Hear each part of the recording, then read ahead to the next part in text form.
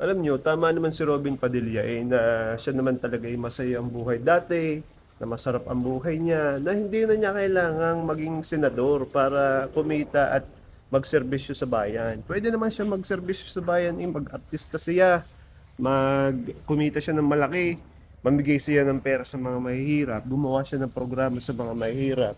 Eh di kay kaganda ng gayon. Ang problema ay ikaw ay nasa Senado. Ikaw ay nagiging tuta ng mga Chinador, ng mga DDS. Yan ang problema mo. Malaki ang utang na loob mo sa mga Duterte. Gawang ikaw ay pinalaya ay sino baga naman?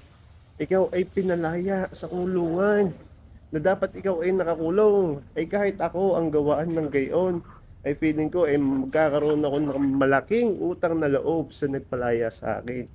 Pero ang napakalaking tanong ay hanggang saan mo gagawin ang mga utos ng mga iyan? Hanggang ikaw ay makulong? Hanggang ikaw ay matigok? Ay hindi ko alam, bahala ka na.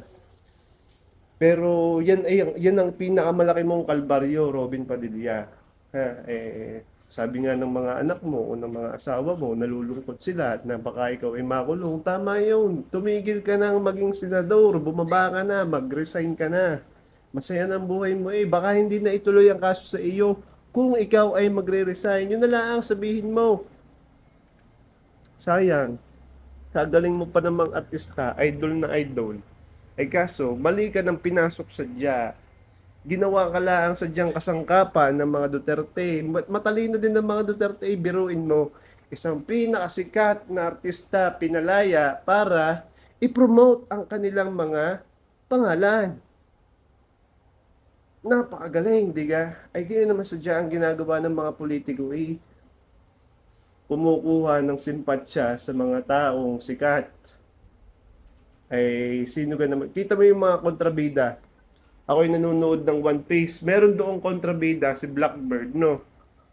Ang isa niya agad kinuha ng mga kakampi niya ay yung mga malakas na nakakulong sa Impel Down. Diga, automatic, dahil pinalaya niya, malaki ang utang na loob sa kanya. Kaysa siya ay nandoon sa kulungan, nabubulok, sige, palalayain kita, ako ay pagsilbihan mo. Gayaan ang ginagawa ng mga kontrabida sa mga movie, sa mga anime. Siguro nanonood ng anime si Rico. Gayon din ang ginawa. Pinalaya, galing sa kulungan, mga walang purpose na ang buhay. Pag pinalaya mo, talagang, siyempre, napakalaki ng utang na loob ko sa iyo. Gagawin ko lahat ng utos mo.